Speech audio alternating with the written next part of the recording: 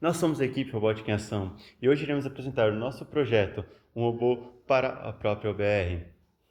Mas antes de explicarmos para ti, é necessário alguns detalhes importantes sobre a nossa organização. Como, por exemplo, a biblioteca que utilizamos. Utilizamos o PyBricks, ser uma implementação do MicroPython, um Python para microcontroladores no EV3. No quesito de organização em si, temos 4 arquivos principais. O primeiro deles é o zonapercurso.py, relacionado a todo o desafio envolvendo a própria linha do OBR. Zonaresgate.py, todo o desafio relacionado à própria zona de resgate. E por último, a classe auxiliar movimentação.py, sendo responsável por toda a movimentação do robô. Ainda temos o main.py, que controla toda a rotina de execução das classes e ele verifica qual zona o robô está agora para qual classe deverá ser executada. Além disso, devido a alguns problemas dos sensores da LEGO, não podemos utilizar o modo de refletância. Por isso, deixamos o sensor sempre no modo RGB e utilizamos algumas fórmulas que serão mostradas ao longo do vídeo para a detecção de cores. E além disso, utilizamos uma forma para converter o valor RGB para refletância em escala de cinza, para assim conseguirmos utilizar o PID. Agora, para o controle do robô, nós temos o PID, sendo responsável por uma movimentação otimizada e linear, servindo também como base para outras movimentações, como a curva de 90 graus e a curva do verde. O PID funciona da seguinte maneira: através do cálculo do derivativo e do proporcional, o robô consegue se manter rente à linha. Os valores são multiplicados pelo erro da leitura do sensor e assim o proporcional consegue fazer com que o centro de massa do robô permaneça no centro da linha e o derivativo permite que o robô mantenha a velocidade adequada para que isso aconteça.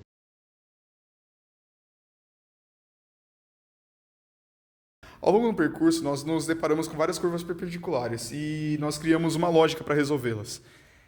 Quando o robô detecta uma refletância muito baixa, ele girará, avança um pouco e fará uma segunda leitura. Caso detecte uma refletância muito alta, que seria o branco, ele continuará girando levemente para fazer uma curva que não seja de 90 graus. Mas caso detecte preto, ele fará a curva de 90 graus de acordo com o lado que o sensor leu.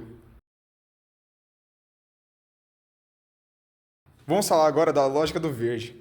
Utilizamos dois sensores de cor para detectar o verde e, através de uma lógica pré-estabelecida, ele detecta o verde. Caso um sensor detecte o verde, ele avança, detecta o preto. Caso ele detecte o preto, ele virará para o lado correspondente do verde. Caso não detecte o preto, ele seguirá reto, indicando que é uma falsa curva. Caso os dois sensores detectem o verde, ele avança, procura o preto. Caso encontre, ele fará a curva de 180 graus. E caso não encontre, ele seguirá reto, indicando que é uma falsa curva de novo.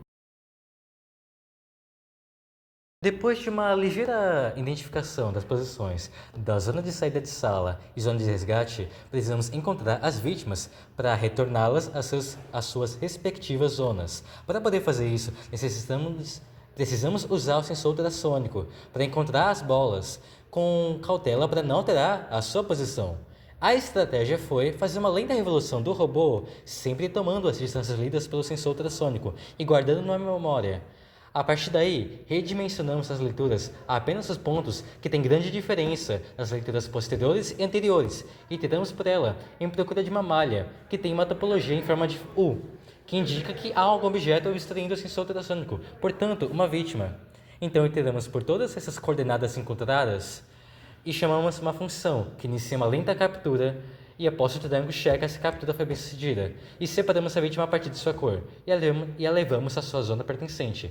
Posteriormente, depois de decidir que não há mais vítimas para resgatar, iniciamos o protocolo de fuga, onde realinhamos o robô por uma vez, chegamos próximo à zona de saída, andamos um pouquinho para a parede, viramos novamente e andamos reto até encontrarmos preto, onde podemos deixar a lógica de PID tomar as rédeas novamente.